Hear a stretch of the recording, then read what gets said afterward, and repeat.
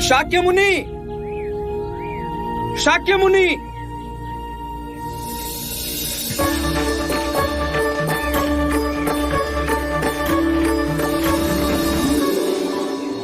अति शुभ समाचार है। सुदत मन के बहुत पक्के हैं। जो उन्होंने ठान लिया वो अवश्य किया होगा। सुदत बड़े लजीले हैं, वे स्वयं कुछ नहीं कहेंगे, लेकिन मैं पूरी घटनाक्रम बताऊंगा। हम दोनों को श्रावस्ती का जैत वन विहार के लिए अति शुभ लगा, किंतु कौशल नरेश प्रसन्नजीत, जिन्होंने ये वन अपने पुत्र जैत को भेंट किया था, वो इसे बेचने के विरुद्ध थे। प्रसन्नजीत ने अपने मन में आपसे पुराना वैमनस्य पाल रखा है। जैसे ही सुदत ने प्रसन्नजीत को जैतवन बेचने का प्रस्ताव रखा, वे एकदम क्रोधित हो गए। होश में तो हो सुदत, पता भी है क्या मांग रहे हो? जेठवन महाराज, अपने गुरु बुद्ध के विहार के लिए मुझे ये स्थान उचित लगा। हम अपना जैतवन सिद्धार्थ को नहीं देंगे। बड़ा प्रतिशोध है हमारे मन में उसके लिए। अब क्षमा करें महाराज, अब वो सिद्धार्थ कहां रहे? साम्यक संबोधि प्राप्त बुद्ध बन गए। दुखी मानवता को शांति और प्रेम के पथ पर ले जा रहे हैं। भूखे नंगों को अपना अनुयायी बनाना कौन सा कठिन काम है? महाराज, स्वयं महाराज बिंबिसार उनके अनुयायी बने। ब्राह्मणों के सर्वश्रेष्ठ उर्विला कश्यप और उनके सारे अनुयायी बुद्ध के शरण में आए और भिक्षु बन गए। बुद्ध एक परम विभूति है। यदि ये निधि श्रावस्ती आएगी तो अनगिनत मनुष्यों का कल्याण होगा महाराज। तो चलो, मानवता के कल्याण हेतु मैं तुम्हें ये वन दे दूंगा, परंतु तुम्हें इसका मूल्य चुकाना होगा। जो आप कहें महाराज, मुझे स्वीकार है। जैतवन की जितनी भूमि को तुम स्वर्ण मुद्रा से ढाक सको, उतनी भूमि तुम्हारी हो। परंतु याद रहे, एक सुई की नोक भर धरती भी मुद्रा से ढक जानी चाहिए। मैं पूर्ण चेष्टा करूंगा महाराज। मैं अचंभित था, लेकिन सुदत की भक्ति में जो शक्ति है उसका अनुमान प्रसन्नजीत नहीं लगा पाए। सुदत अपनी प्रशंसा सुनने में बड़े संकोची हैं। इन्होंने अपने कोष की सारी मुद्राएं बैलगाड़ियों में लदवाकर जैतवन की धरती के हर कोने को पूरी तरह से ढांक दिया, और जब सब धन व्यय हो गया तो सुदत की जो बची संपत्ति थी उसे बेचकर और स्वर्ण मुद्राएं खरीदी और उससे हर एक कोने को ढांक दिया।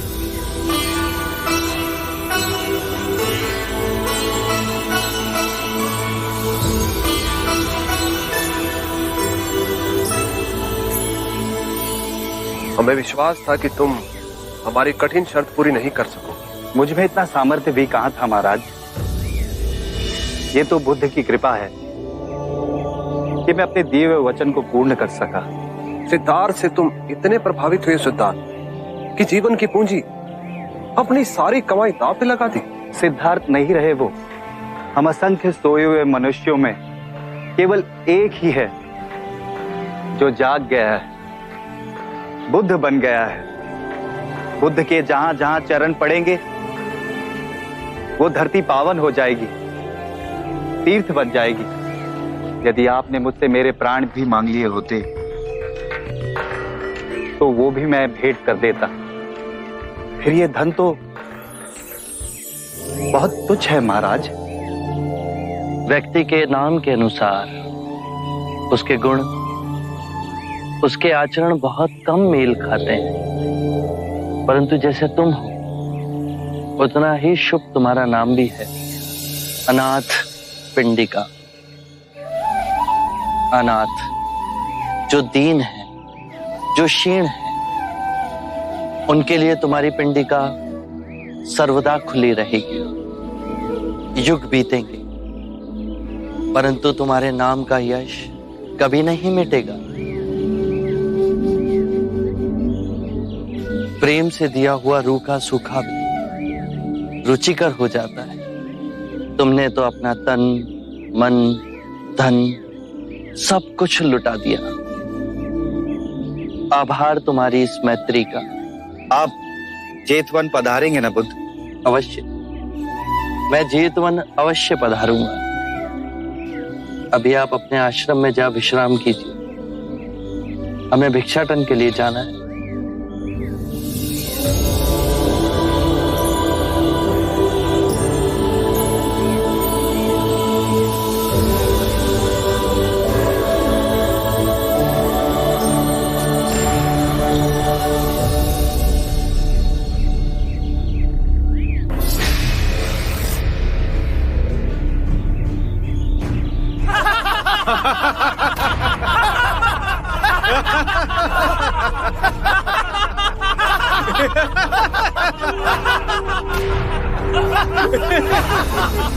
सुना था तुम परम ज्ञानी हो बुद्ध। जान के आश्चर्य हुआ कि कांटा तुम्हें भी चुभता है। अब तो गली गली ये बात ना उठेगी कि तुम तो कोई पहुंचे हुए महात्मा हो। ये कांटे हमने बिछाए हैं। इस गांव में तुम्हारा स्वागत नहीं। हर दिन अनाज भिक्षा में मांग कर ले जाते हैं। चलो चलो, दूसरे गांव का रास्ता लो। मेरा आप लोगों से अनुरोध है कि मुझे अपने गांव में भिक्षाटन करने दें।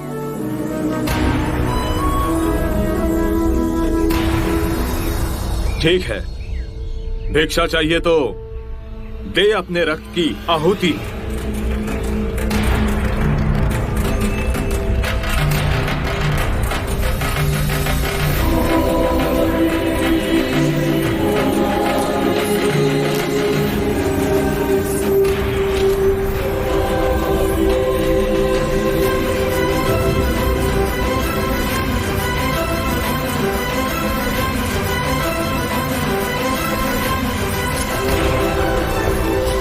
सुमित, रास्ता बुहारा तो इस गांव से तेरा दाना पानी उठ जाएगा।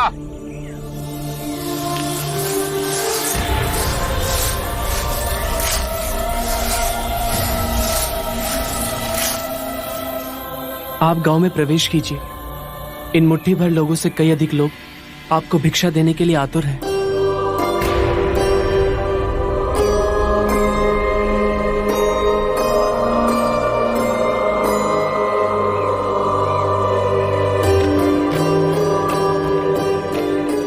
आप मुझे ना छुए।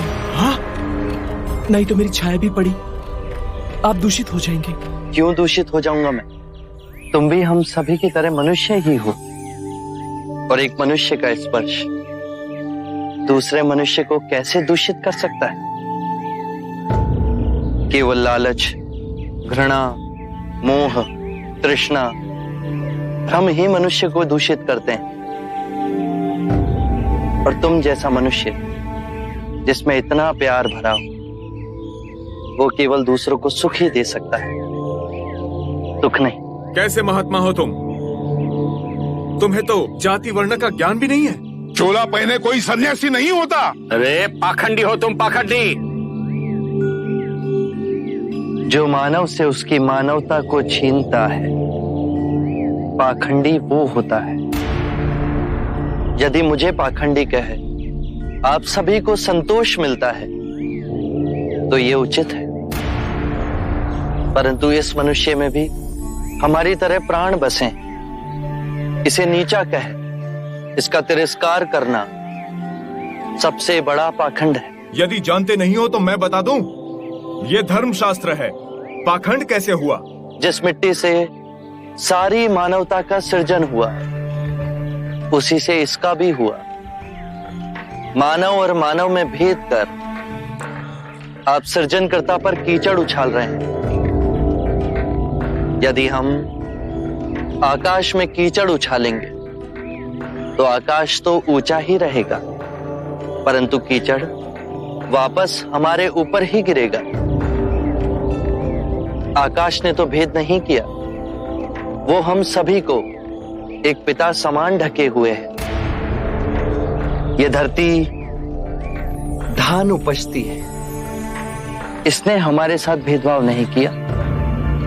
ये हवा हम सभी के लिए समान बहती है। पानी हर प्यासे की तृष्णा को बुझाता है। जब प्रकृति भेदभाव नहीं करती तो हम मनुष्य में भेदभाव क्यों करते हैं? यदि ऐसा है तो इससे संघ में भिक्षु क्यों नहीं बनाते? बहुत अच्छा सुझाव दिया आपने। सुनीत, क्या तुम भिक्षु बनना चाहोगे? मैं अछूत, आप जैसे महात्मा का भिक्षु मैं इस योग्य नहीं हूं। जो मनुष्य दूसरे मनुष्य की पीड़ा को देख व्यथित हो जाए, उससे उत्तम कोई दूसरा नहीं। मैं बुद्ध स्वागत करता हूं सुनीत का हमारे भिक्षु संघ में।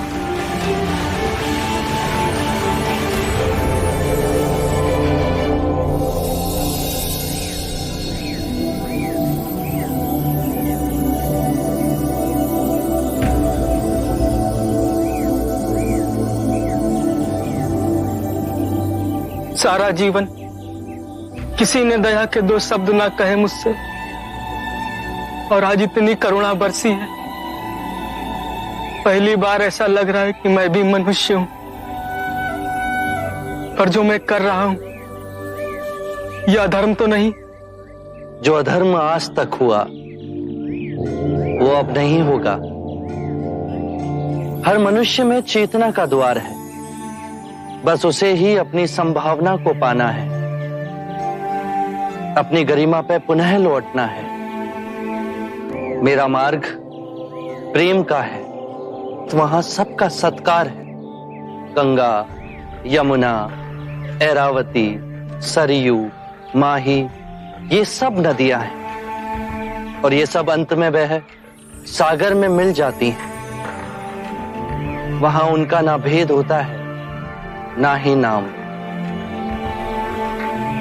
उसी प्रकार जिस भी मनुष्य ने अपना गृह त्याग कर सत्य के पथ पर चलने का निश्चय किया, चाहे वो ब्राह्मण हो या क्षत्रिय, वैश्य या शूद्र ही क्यों ना हो, उसी महासागर में विलीन हो जाते हैं।